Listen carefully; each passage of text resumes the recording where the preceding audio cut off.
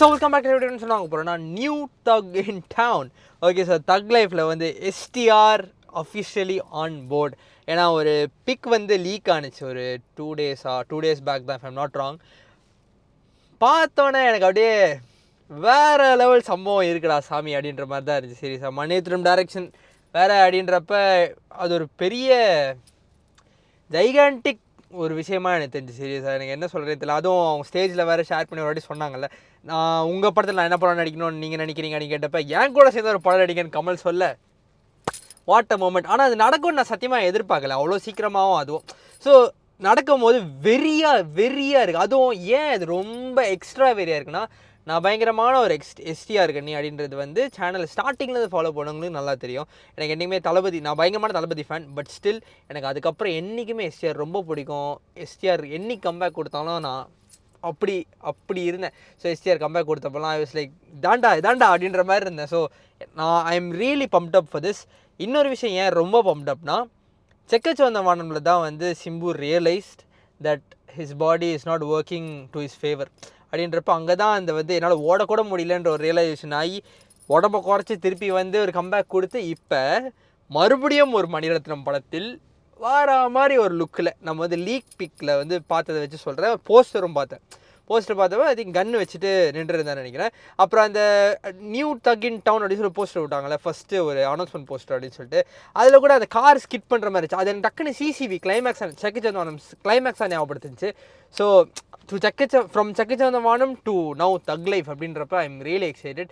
இன்னொரு question mark எனக்கு என்ன வருதுன்னா, படத்தில் ஜெயம் ரவி, துல்கர் எல்லாம் இன்னும் இருக்காங்க அப்படின்றது தான் பேச்சு. இப்போ வரையும் வந்து யாரும் வந்து அஃபிஷியலி படத்தை விட்டு போயிட்டாங்க அப்படி அவங்க படத்தில் இல்லை அப்படின்றது நியூஸும் எனக்கு தெரிஞ்சு ரூமராகவே வெளியே வரல.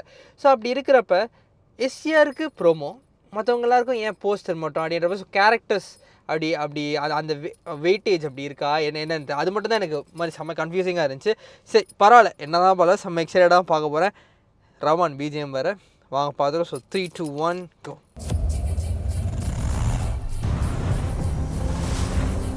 பார்டர் பேட்ரோல்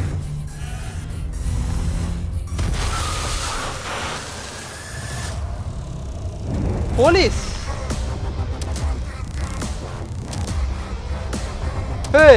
காஸ்டியூம் செம்மையா இருக்கு.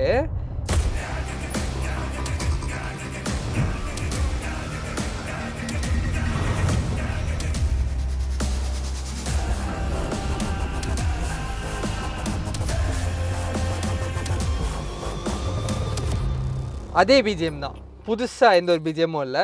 தக் லைஃப் டைட்டில் டீசர் கூட்ட அதே பிஜிஎம் தான். கொஞ்ச நேரம் சின்னதை மட்டும் பார்த்துக்கிறேன். இவர் வந்து பார்டர் பெட்ரோல் தானே போட்டுச்சு, ரைட்டு, ஆமாம். மேலே சைரன் வேறு இருந்துச்சு. காஸ்டியூம் செம்மையாக இருந்துச்சுங்க எனக்கு. ரவுண்ட் நெக் கிடையாது, டபுள் ஷர்ட்டா என்ன போட்டிருக்காருன்னே எனக்கு சத்தியமாக அழகாக தெரியல. பட் அந்த ரெட் கலர் செம்மையாக இருந்துச்சு. அவர் முடி பின்னாடி கட்டின விதமாக இருக்கட்டும், அந்த செம்ம ட்ரிம்டான ஒரு தாடி லுக்காக இருக்கட்டும், செம்ம ஹேண்ட்ஸமாக செம்ம ஸ்லிக்காக இருக்கார். ரியலி செம்ம வெயிட்டிங்க.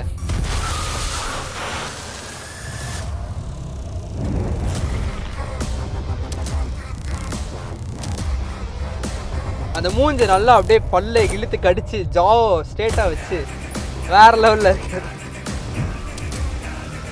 ரைட்டாக அது சிரிப்பு. ஓ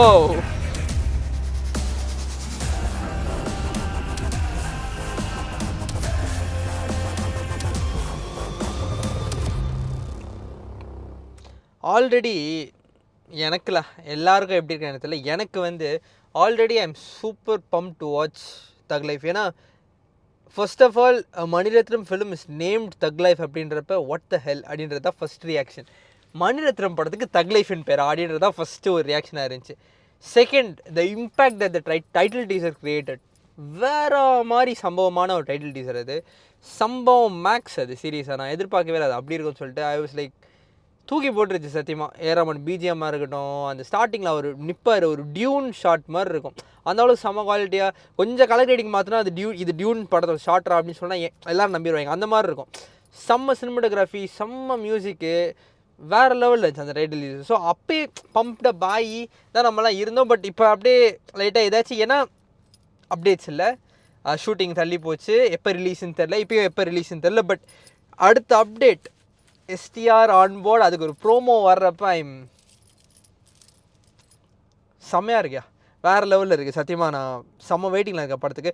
ப்ரோமோ இன்னும் கொஞ்சம் பெருசாக இருந்திருக்கலாம், but still it's just a promo, just a character introduction on board அப்படின்னு சொல்கிறதுக்கு மட்டும்தான் தவிர அதில் பெருசாலாம் நான் அவ்வளோ எதிர்பார்க்கல. பட் செம்ம pumped up for this, gear up for crazy ride. எனக்கு தெரிஞ்சு இந்த வாட்டி மணிரத்னம் ஐ திங்க் ஸோ அவர் என்ன தான் யோசிச்சு வச்சிருக்காருன்னு தெரியல இந்த படத்துக்கு. ஏன்னா அவர் வாட்டி சொல்லியிருக்காருல்ல, கமல் சாரோட திருப்பி செய்யணும்னா அது வேறு மாதிரி ஸ்கிரிப்டாக இருக்கணும் அப்படின்றப்ப this time they've joined and I don't know what's it gonna be. Let's wait and watch. And அவ்வளோ பெரிய ஸ்டெல்லர் காஸ்ட் மல்டி காஸ்ட் இருக்காங்க உள்ள. அதுதான் என்னால் எப்பயுமே கமல் சார் பண்ணுறது தான். கமல் சார் படத்தில் எல்லாமே இருக்கிறது, அந்த மல்டி காஸ்டிங், மல்டி ஸ்டாரர் எல்லாம் நார்மல் தான். பட் ஒரு மணிரத்னம் படம் இவ்வளோ பேர் உள்ள இருக்காங்க, கமல் சார் படம், and it's written by Mani Ratnam and Kamal Haasan அப்படின்றப்ப I'm sold bro, I'm sold. நீ எப்போ வேணால் ரிலீஸ் பண்ணு, நான் வந்து பார்க்குறேன் FDFS அப்படின்ற மாதிரி தான் இருக்கேன். வெயிட் பண்ணி பாப்போம், ரொம்ப பேசுகிறேன். ஸோ வாங்க இந்த வீடியோவை முடிச்சிக்கலாம். வெயிட் பண்ணி தான் பார்க்கணும் அடுத்தது என்ன அப்டேட் விடுறாங்க சொல்லிட்டு. ஸோ இந்த வீடியோவில் லைக் பண்ணுங்கள், ஷேர் பண்ணுங்கள், சப்ஸ்கிரைப் பண்ணுங்கள். அடுத்த வீடியோவில் பார்ப்போம். நன்றி.